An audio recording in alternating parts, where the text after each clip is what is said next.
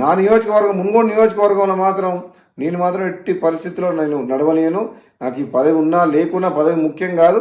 నాకు ప్రజల ఆరోగ్యం ముఖ్యం, ప్రజల ప్రాణాలు ముఖ్యం.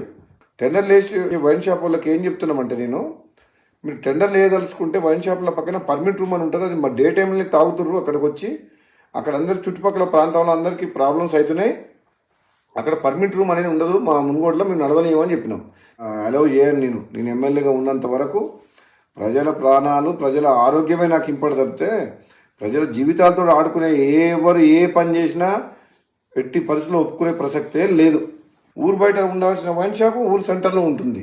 బెల్ షాప్లోకి అమ్మొద్దంటే మళ్ళీ దొంగసాటుగా బెల్ షాప్లో అమ్ముతుండ్రు. అది అమ్ముతో చెప్తున్నా. ప్లస్ మళ్ళీ వీళ్ళందరూ వైన్ షాపులు అందరూ కలిసి సిండికేట్ అవుతుండ్రు. సిండికేట్ అవ్వడం వల్ల ఏమవుతుంది, రేటు పెంచి అమ్ముతుండ్రు, డూప్లికేట్ అమ్ముతుండ్రు. వేరే మండలాలు, వేరే నియోజకవర్గాలు, వేరే జిల్లా వాళ్ళు ఇక్కడ పార్టిసిపేట్ చేయొద్దు.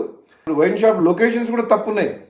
టౌన్లో, సెంటర్లో, పబ్లిక్ ప్లేసెస్లో పెట్టిండ్రు. అది ఊరు బయట పెట్టాలి వైన్ షాప్. అసలు తప్పకుండా ఈ మున్గోడుతో పాటు తెలంగాణ రాష్ట్రంలో ఈ ఎక్సైజ్ పాలసీని సమీక్షించి ఈ ప్రజల ఆరోగ్యం ఖరాబ్ చేసేది కాదు, ప్రజల ఆరోగ్యం మెరుగుపరిచే విధంగా మనం ఏ విధంగా ప్రభుత్వం పనిచేయాలనో ఆలోచన చేయాలని చెప్పి కూడా ప్రభుత్వం దృష్టికి తీసుకుపోతాను నేను తప్పకుండా.